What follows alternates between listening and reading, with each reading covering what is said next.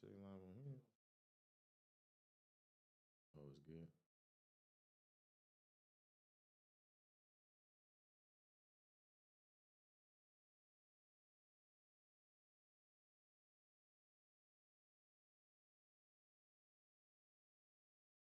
Keep me right, John. You gonna start the intro again?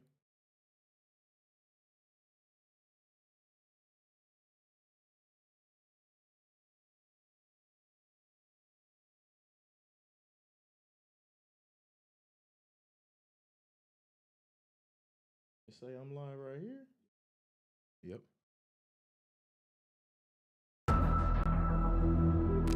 Hey, y'all NFL films? Yes, sir. Y'all gonna put me on?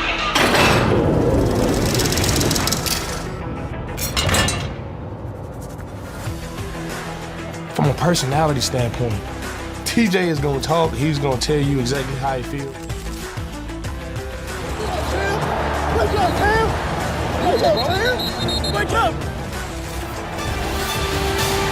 TJ Ward!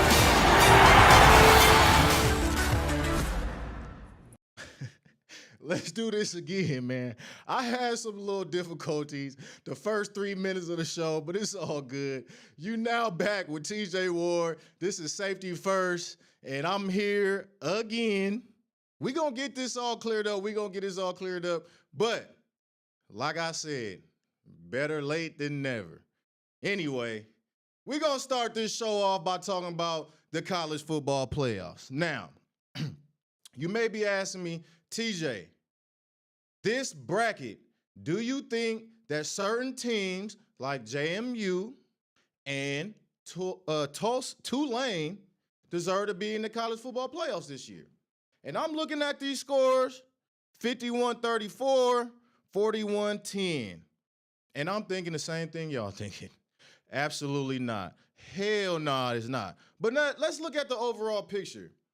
You have the best teams in college football all year ranked in the top 15, top 16. And then when it comes to the end of the year and they start to make these brackets, they take conference winners in lesser conferences. That don't make no sense to me. It absolutely makes no sense. The competition level isn't there. And this is a game where you all know if you don't have the biggest guys, you don't have the strongest guys, you don't have the fastest guys, it's going to be hard to compete. Straight up. This is a dominating sport. This ain't hoop. This is not where you can go get some guys and, because they can shoot the ball or you can draw some plays up and you can get lucky in one game that you can compete with the top schools. It's just not like that. This is football, man. It's a game of inches. It's a game of imposing your will on the opposition. And if you can't do that, you can't compete. Straight like that. You look at James Madison, right? I know the score 51-34 to my Ducks looks like it was competitive, but let's get real here. We had our second string and third string guys in the beginning of the third quarter. And that's a fact. Then you look at the Ole Miss Tulane game, 41-10. Ole Miss, really pumped the brakes into the fourth quarter, and, it was outmatched. It was an outmatched game. What are you going to do in these situations when you just don't have the talent to compete? And it's obvious that these schools don't have the talent to compete. Now, seeing and watching the Oregon, we're going to start with the Ducks first, right? James Madison came into Autzen. And, from the very first snap, it was obvious that they couldn't compete.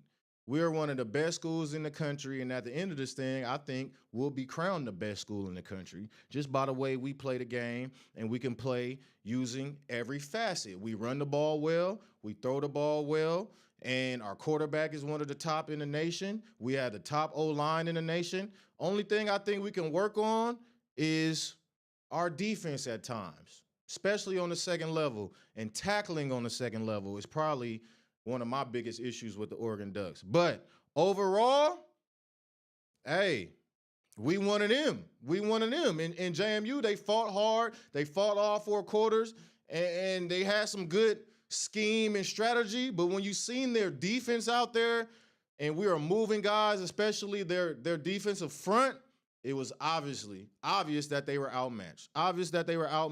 And they just couldn't compete. Now 51-34, you know, it looks good. They made it competitive towards the end of the game with our 2s and 3s in, but that's not going to get it. That's not going to get it. And in the Tulane Ole Miss game, 41-10, they couldn't compete. The same thing up front. That's where it's evident. The offensive and defensive line. In these games, it's the offensive and defensive line. And then you see the speed on the outside, the linebacker position. Defensively, these teams they can't match up. They don't have the strength. They don't have the front. They don't have, the secondary to match the speed of the offenses. And that's pretty much what it comes down to. So we're going to get into this Alabama-Oklahoma game, which was a pretty close game. Oklahoma had the lead early. Alabama stormed back, showed their grit, determination, and their will to come back and win this game, 34-24.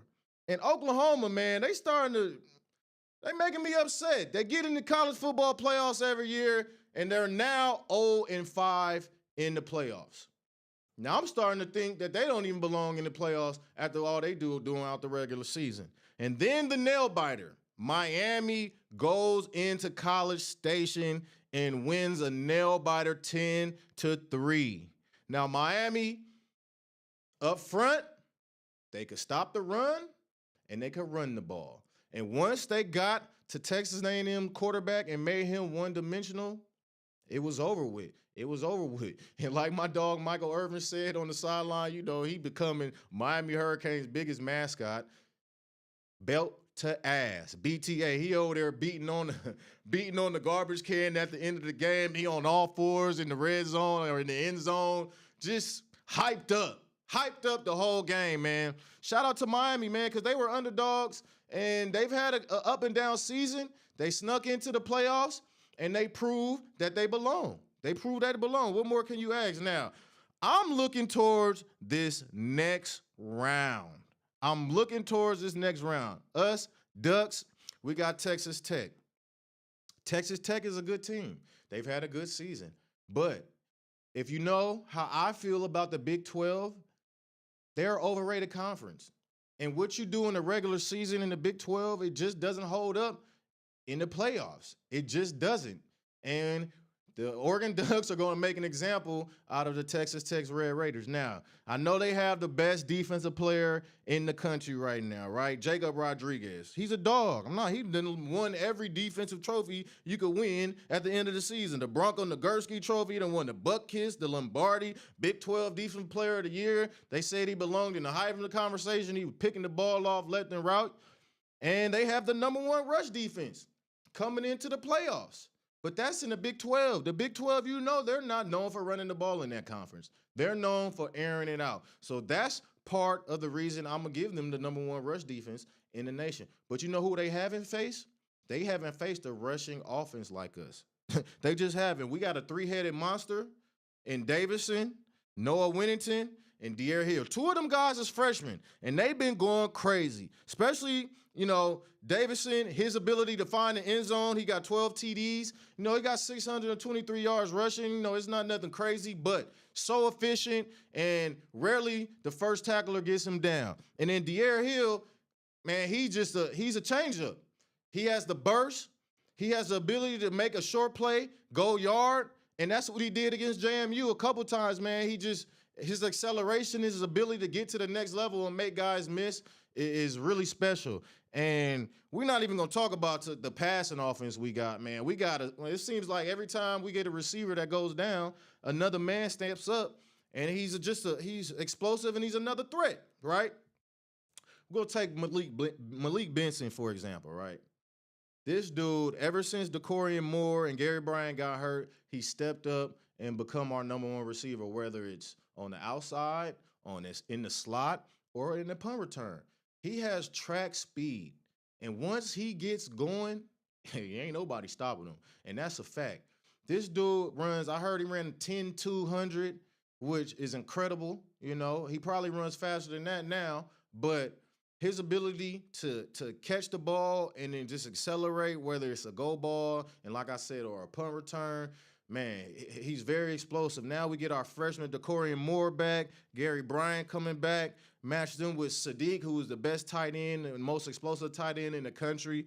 Jeremiah McClain, another freshman, number 11, who's been stepping up. Man, we got weapons all over the field, and it's just going to be hard for anybody to stop us, especially right now. We rolling. I know you're saying we got to just play JMU. So what? It doesn't matter who we play. We going into those games, and you got to pick your poison. Who you going to stop, when you going to stop them. Because at any moment, any 6, 7, 8 of these guys could strike, right? Then you got Dante Moore. He pulled up. I knew it was a wrap last game. He pulled up. He had the, he's from Detroit. I was out there this offseason. I said, where you from in Detroit? Like he was from the outskirts or like the suburbs or something. He looked at me crazy. He like, I'm from the city. I'm from D-Town. I said, oh, my bad. Hey, my bad, player. Don't hurt me. Don't hurt me. He pulled up with his Buffs on pregame. Hey, man, I knew it was a wrap. And he struck early. He struck early. And then we got the other tight end that transferred from, where'd he transfer from? Number 9. Big body. He transferred from John. Where'd he transfer from, man? Help a player out real quick. I'm gonna give where he transferred from real quick. Was it West Virginia? No, it wasn't West Virginia. It's like Maryland or somewhere. Anyway, he had the one-handed catch down the seam. Was a big play to start the game off. Louisville. He transferred from Louisville. He cold too. So if you want to cover up Sadiq, we got a two-headed monster at the tight end position. And then our O-line is kicking ass. They moving people out the way. And then our D-line, with Tatum 4-4 and Mateo, look, them boys on the edge. You got Bear in the middle. They doing their thing. Defensively, up front, it's going to be hard to run against us. It's going to be hard to find plays. And we got a freshman cornerback. He doing his thing out there. Like, look, we are peaking at the very best moment.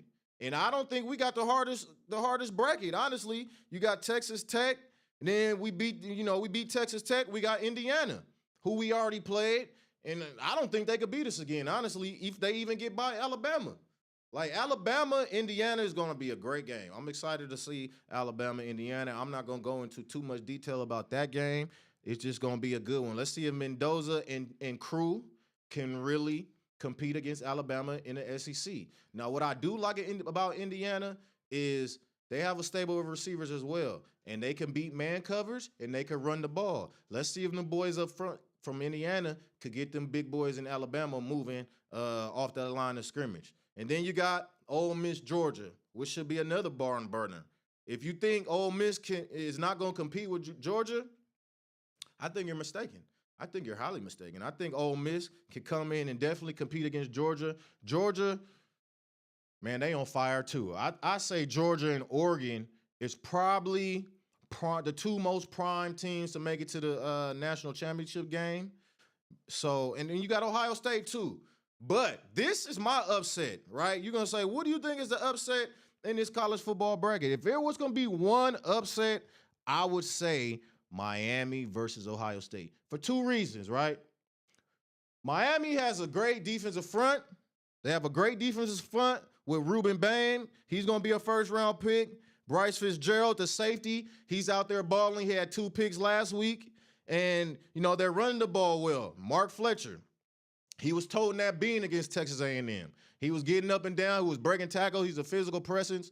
And that game against Michigan, and I know it's a rivalry for Ohio State, but it kind of got me scared early for them because Sane, who y'all want to crown him so bad in some instances, and he's a good quarterback, but I don't see nothing too special about him. And that Michigan had him on the ropes for a little bit, but they overcame it. And your boy, I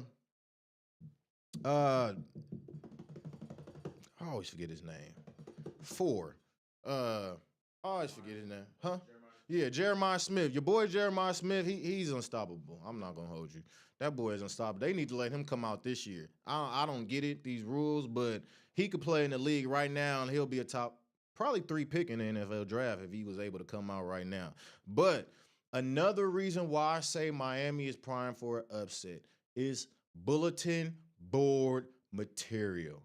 Now he came out and he said they're still talking about it 20 years later. They're still worried about it, but we've got something for them come New Year's Eve. And he's talking about the Miami game where Ohio State beat them in 2003. Now this kid was probably not even born yet or just coming out the womb at that point.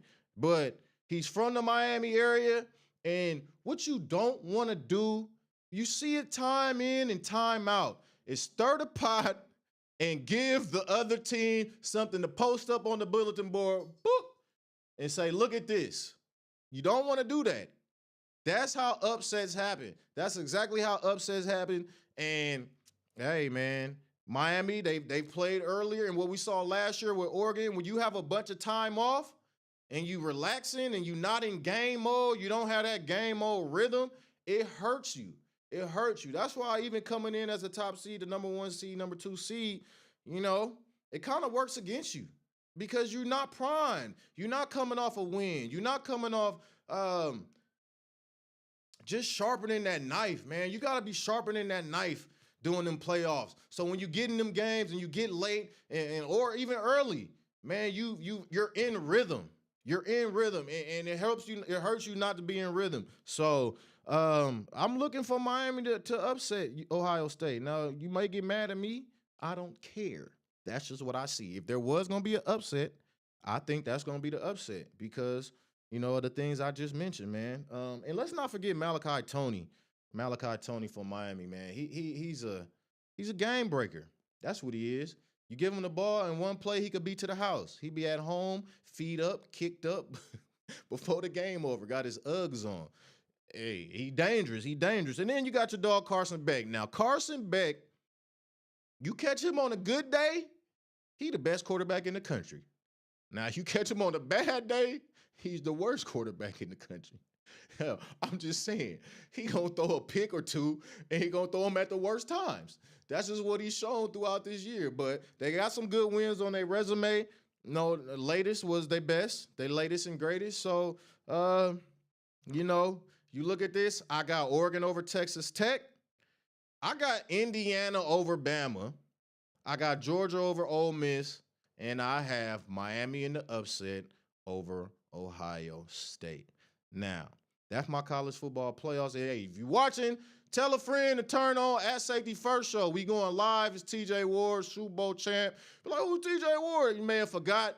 Tell them who I am and tell them to tune in, man. We're talking about big football.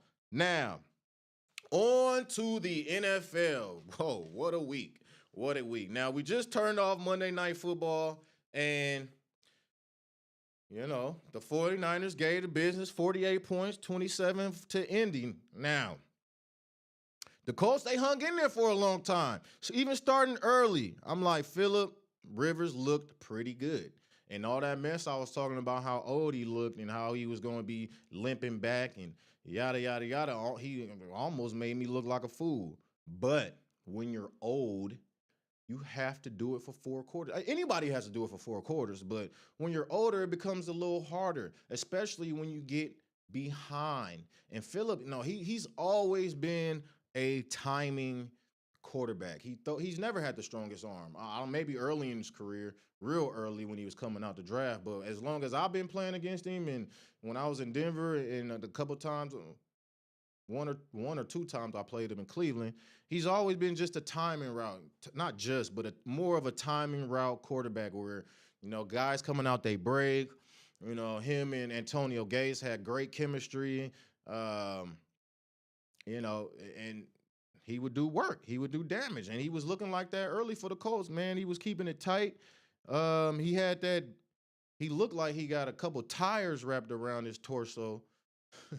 He got a couple tires wrapped around his torso out there. I don't know what that is, but it looked crazy. But he was looking good early. He caught his receivers, caught a couple guys in the end zone, and I'm like, damn, I might need to shut up on what I'm talking about Phillip Rivers. But when they got behind and he needed to get the ball and drive the ball downfield, he wasn't as accurate and he wasn't as consistent. And that's pretty much what happened. And you got Brock Purdy out there doing his thing. CMC was doing his thing. And the Niners just imposed their will slowly and surely on playing because it plays right quarterback out hell I way definitely center at you against and that's pretty all you gotta do we get 14 balls like he's a fan Chris out and he's really out there man like Brady is on and he could make pocket and he's running around I just but I just come down you act he comes out I think that's